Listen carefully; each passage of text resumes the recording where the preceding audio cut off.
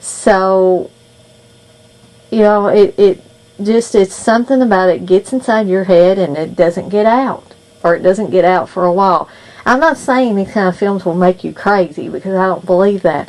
I'm just saying there are some people that the demonic possession element disturbs them in ways that it might not disturb somebody that has seen many horror films or many demon possession films. So, again, this one is a little bit more over the top than The Exorcist. Some people might disagree with me on that, but I'm going to stick by that because I have seen The Exorcist many times. I've seen The Antichrist several times, and if I was to compare the two, although I see the similarities, I see that the director was going in a totally different direction with The Antichrist than William Friedkin was with The Exorcist. So, anyway, that's The Antichrist. The next one is Basket Case. And although the creature in Basket Case looks like a bunch of Play-Doh, or some kind of Play-Doh creature you would make, and it kind of looks like it's moving around like a piece on a chessboard, and there are humorous elements to this. I'm sure Frank Henenlotter wanted to have those humorous elements in it, and at the time that this film was made, the Belial character that I said looks like a mass of Play-Doh scooting around on a chessboard, that's the kind of special effects that they had at the time that this film was created. So I can look over those things. Now, what's going to get some of the people that are a little more sensitive, or people that haven't seen any horror movies or not a lot of horror movies, is probably going to be the death scenes. Because you have people getting multiple scalpels and scissors and things in their face. And people just getting attacked by this creature and clawed in the face. And it's very visceral and very bloody. And for some people, the sight of blood, whether it's fake or not, they just have problems dealing with it. And there's an abundance of blood. There's an abundance of torn flesh. There's an abundance of all kinds of things in this film. And Frank Henenlotter, that's one thing he didn't do with his films. He didn't shy away from that gore aspect. I think he's pretty much one of these people that wanted that in-your-face gore. He's not going to back down from it. He's going to show it to you. It's right there and it's in your face. And it's gritty and exploitational and as realistic as they could get it at the time. So, again, for not a scare factor, but for the special effects gross out factor, this probably would be another one you wouldn't want to show to a novice watcher of horror films. So that's Basket Case.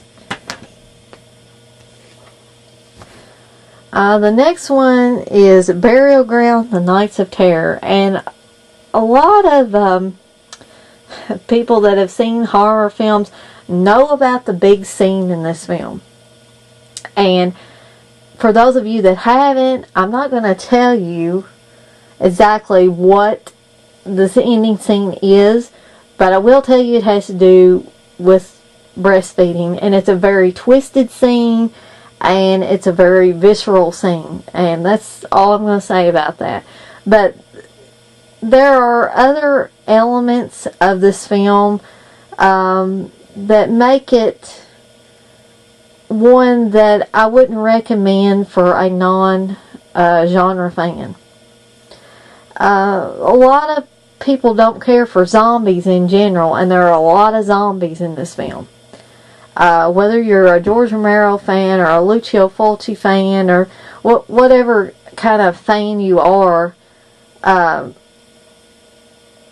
if you're a fan of one of those two directors, you're probably going to like zombie films, and you probably have seen Burial Ground. So again, I'm not going to go into the specific details of this film, but to say that people that don't like George Romero, people that don't like Lucio Fulci, they're probably not going to like Burial Ground. And there's probably a lot of reasons why a genre fan wouldn't like Burial Ground. Because to me, even though it deals with zombies, it is different than either Romero's films or Fulci's films in many respects. Some people will not like how the zombies look in this film. But that's not what I'm talking about right now. I'm talking about the aspects of a non-genre fan would not like. They're not going to like the gore in these films. You know, the ripping flesh, the blood. They may not even like the creepy atmosphere. And this film has a sort of creepy, isolated, gothic atmosphere.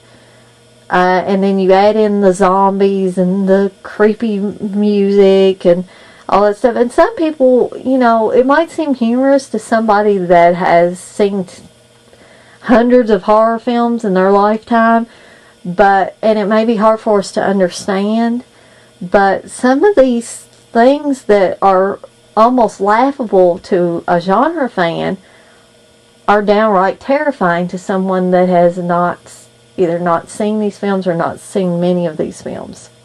And so there's Burial Ground.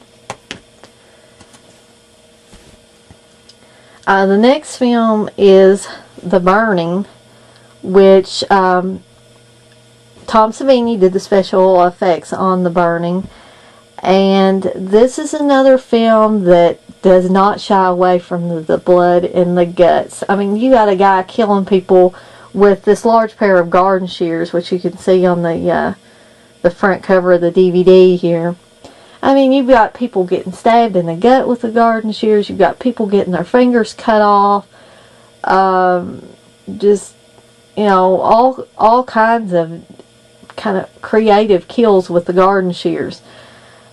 Plus the fact that the guy that is doing the killing is badly burned, and you will see close-up shots of his burned face. And I know some people have said that, and usually this is horror fans, that said that they were not impressed with the burn makeup on the Cropsey character. If you look at any medical books that show actual burn victims, you would have to agree that the Cropsey makeup is pretty damn close to the way it looks in those books.